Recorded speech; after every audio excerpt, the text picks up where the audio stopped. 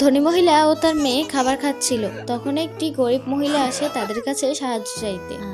ধনী মহিলাটি গরিব মহিলার কাছে যায়। গরিব মহিলাটি তাদের কাছে খাবার সাহায্য চায়।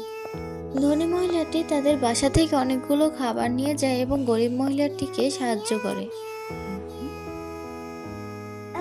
ধনী মহিলাটির মেয়ে এগুলো দেখে বাসায় গিয়ে অনেকগুলো খাবার নেয়।